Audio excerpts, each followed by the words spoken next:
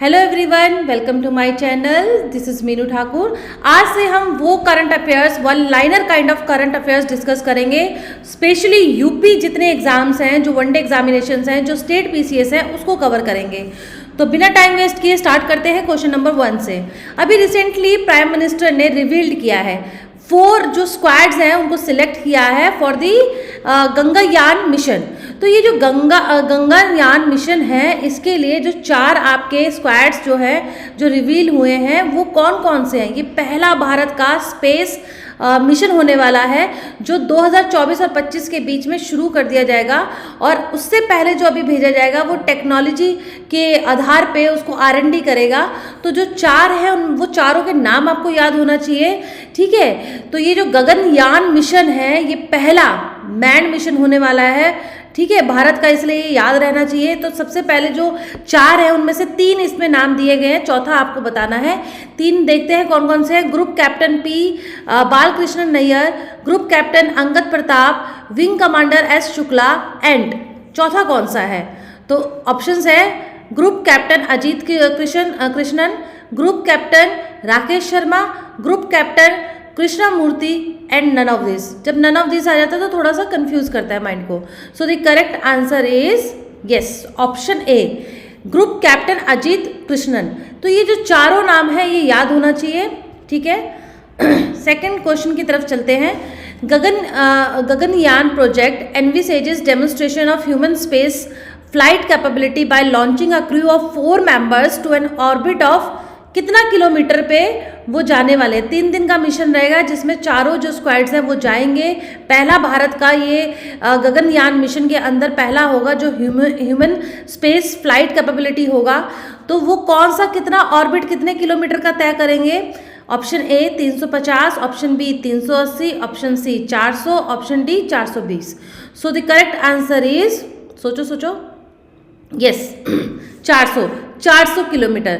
तो गाइस देख रहे हैं कि जितने छोटे छोटे की वर्ड्स भी आएंगे आपके करंट अफेयर्स में वो बहुत इंपॉर्टेंट है, उसी को बस याद रखना है। नेक्स्ट क्वेश्चन है, the 21st edition of bio Asia, Asia's premier biotechnology and life sciences convention begin on February 27, 2023 in. Bharat में बायो एशिया जो है वो आपका एक कन्वेंशन, एक कॉन्फ्रेंस होने वाला है जो 27 फरवरी से स्टार्ट होगा। ये 21वां एडिशन होगा। ये कहाँ पे होगा। Option A Hyderabad, option B Chennai, option C Goa, option D Delhi. So the correct answer is Hyderabad, yes. तो ये जो बायो एशिया है उसके बारे में थोड़ा सा जानने से पहले आगे क्वेश्चन बढ़ते हैं, फिर उसके बाद बताएंगे कि ये बायो एशिया आखिर है क्या। अभी हाल ही में RBI ने ऑब्जर्व किया है फाइनेंशियली लिटरेसी वीक 2024। कहाँ से कब तक ये याद रखना है, क्योंकि ये जो फाइनेंशियल लिटरेसी है ये फाइनेंशियल टेक्नोलॉजी को अवेयर कर रहा है, स्पेशली यूथ, जो यूथ एडल्ट है उन्हें बताएगा।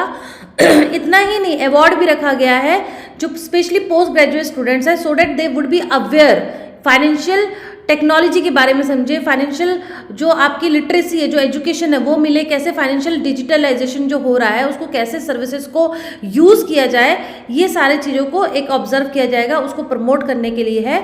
तो कब से कब तक है, February 25 to 29 मार्च, 27 फरवरी से 2 मार्च तक, 26 मार्च से लेके 1 मार्च तक, 27 फरवरी से लेके 1 मार्च 2024। इसकी थीम भी है make a right start become financially smart, ठीक है। सो the correct answer is yes 26 फरवरी से 1 मार्च तक, ठीक है, याद रहेगा।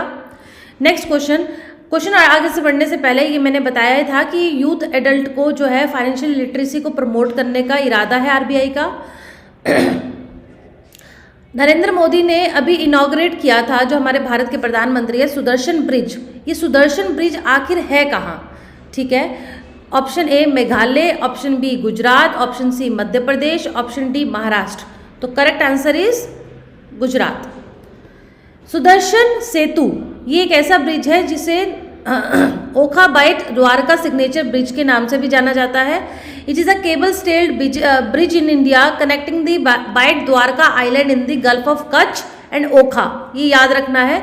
टोटल लेंथ कितनी है, 2320 मीटर है। ये कब इनॉग्रेट हुआ था, 25 फरवरी 2024, ठीक है। ये इसकी फोटो है, बहुत बड़ा अप्रॉक्स सोच सकते हैं 2320 मीटर इतना लंबा आपका ब्रिज है। नेक्स्ट क्वेश्चन है, in which state has the first solar project of NTPC Renewable Energy Limited been started? कौन से स्टेट में सबसे पहला सोलर प्रोजेक्ट स्टार्ट होने वाला है एनटीपीसी का? Options are Rajasthan, Andhra Pradesh, Tamil Nadu, Uttar Pradesh. So the correct answer is Rajasthan. Rajasthan में सोलर एनर्जी का काफ़ी सुटेबिलिटी उसका जो है फैक्टर्स है, काफ़ी फैक्टर्स है, तो थोड़ा सा गैस पावर लगा लेना। एनटीपीसी का ये पहला प्रोजेक्ट है जिसने डिक्लेयर किया है कि कमर्शियल ऑपरेशन 70 मेगावाट कैपेसिटी होगा ऑन 21, ये अभी 21 फरवरी को हुआ था, जिसमें टारगेट रखा है 70 megawatt. With this installed capacity of NTPC group has reached 73,958 megawatt, जो टोटल है वो इतना हो चुका है।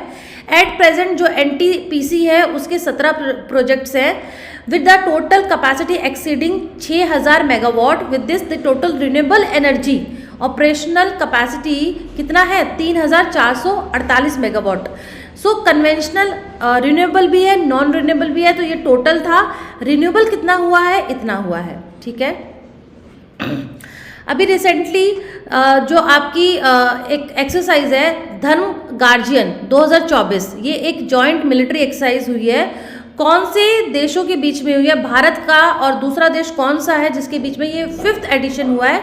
Japan, south Korea, United states, Russia. So the correct answer is Japan, ठीक है। अब ये हमेशा, इसके बारे में थोड़ी सा और फैक्ट देखते हैं। ये हर साल होता है, ठीक है। ये ऑल्टरनेटिवली होता है, कभी इंडिया में होता है तो कभी जापान में होता है, ठीक है। It is the 5th edition, 5th edition है इंडियन आर्मी और जापान के बीच में। और इसका एम क्या था? Foster military cooperation and enhance combined capabilities to execute joint operation in semi urban environment. ये बहुत इंपॉर्टेंट है, semi urban environment under chapter 7 of the United nation charter, ठीक है। ये एक्सरसाइज और क्या फोकस करेगी? High degree of physical fitness, joint planning, joint tactical drills and basics of special arm skills, ठीक है। कुछ और भी है एक्सरसाइज जो इंडिया और जापान के बीच में होती है, जैसे मालाबार, बट ये मल्टीलेटरल है। ये जापान के साथ साथ यूनाइटेड स्टेट्स एंड ऑस्ट्रेलिया के साथ भी होती है। जैमिक्स है जो कि जापान और इंडिया का है। शिनियू है, मैत्री है, एयरफोर्स, ये एयरफोर्स का एक्सरसाइज होता है इंडिया और जापान। तो ये तीनों भी थोड़ा सा याद रखना, क्वेश्चन हो सकता है वहाँ से नहीं पूछ के यहाँ से पूछ ले। उसके बाद आगे बढ़ते हैं।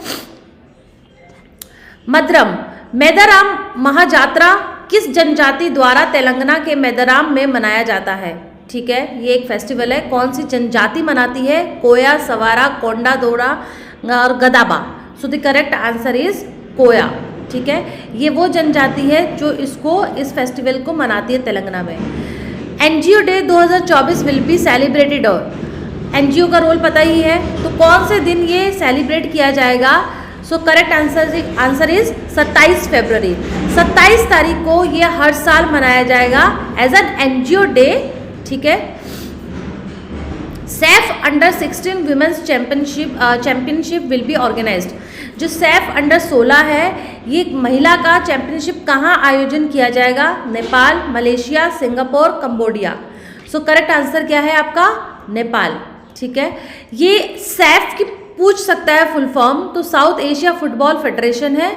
It is an association of football playing nation in south Asia which is regional subsidiary of Asian football confederation incorporated in 1997। क्या कौन कौन से मेंबर्स हैं? Bangladesh, Bhutan, India, Maldives, Nepal, Pakistan and Sri Lanka. तो क्वेश्चन इससे भी पूछा जा सकता है, सैफ से। उसकी फुल फॉर्म पता होना चाहिए, उसकी number of member countries total कितनी है और वो कौन कौन सी हैं, ठीक है। Next question, who has been recently removed from the financial crime monitoring grey list by FATF, financial action task force ने अभी रिमूव किया है। रिसेंटली जो रिमूव हुआ है वो है, correct answer is United Arab Emirates. तो जो भी फाइनेंशियली जो मॉनिटरिंग है, मनी लॉन्ड्रिंग को प्रमोट कर रहा है, ठीक है, तो वो ग्रे लिस्ट से जो फॉलो नहीं करता है वो ग्रे लिस्ट में डाल देते हैं। तो इसमें रिमूव कर दिया है, ठीक है। यहाँ पे मेंशन भी है, ये list of jurisdiction under increase monitoring है, this so called grey list. तो ये रिमूव हो चुका है, ठीक है। FATF के बारे में पूछा जा सकता है। 1989 में G7 समिट में इसका ऑर्गेनाइजेशन का गठन होता है, ठीक है। इसके क्या क्या मैंडेट है, ये स्टैंडर्ड सेट करता है to promote implementation of legal regulatory, financially जितना भी फ्रॉड हो रहा है उसको रोकने का इसका एक मेन ऑब्जेक्टिव है। जितने इसके मेंबर कंट्रीज हैं वहाँ पे ये अपनी निगरानी रखता है रूल्स रेगुलेशंस को, सो डैट फाइनेंशियल कुछ भी लॉन्ड्रिंग केसेस जो है, जो क्राइम है फाइनेंशियल से, वो ना हो सके। टेररिज्म को जो बढ़ावा है, सबसे ज़्यादा जो फंडिंग आता है उसको रोक सके। इसका हेडक्वार्टर कहाँ है पूछा जा सकता है, पेरिस में है। Which of the following countries participated in excise दोस्ती, तो ये एक्सरसाइज हुई है, ये दोस्ती के नाम से है, अभी रिसेंटली न्यूज़ में था। किन किन देशों के बीच में हुई है? India, Sri Lanka and Maldives, Myanmar, Sri Lanka and Nepal, India, Bangladesh and Myanmar, Bhutan, Nepal and Myanmar. So the correct answer is India, Sri Lanka and Maldives. ऐसी कोई भी एक्सरसाइज होती है जिसमें इंडिया शामिल है बच्चों, वो तो कभी नहीं भूलना है, उसको तो ज़रूर याद करना है। अभी हाल ही में ऑर्गेनाइजेशन ने लॉन्च किया है global initiative on digital health. ये किस ऑर्गेनाइजेशन ने लॉन्च किया है? World health organisation, UNICEF, United nations and European union. So the correct answer is world health organisation, ठीक है।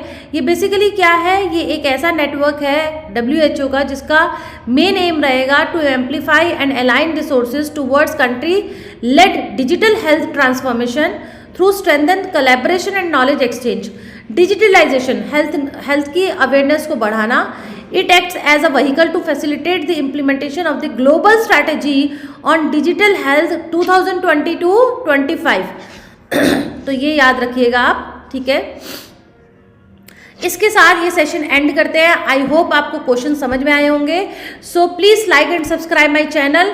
जो पुलिस का एग्जाम है स्पेशली हमारा इस टाइम पे जो एग्जाम करीब होंगे उनको ज़्यादा फोकस किया जाएगा, 6 महीने के अंदर होने वाला है। तो इस बार सभी बच्चों का ये एग्जाम क्लियर हो जाना चाहिए, किसी का रुकना नहीं चाहिए, कोशिश तो यही है। So please like and subscribe my channel. Thank you.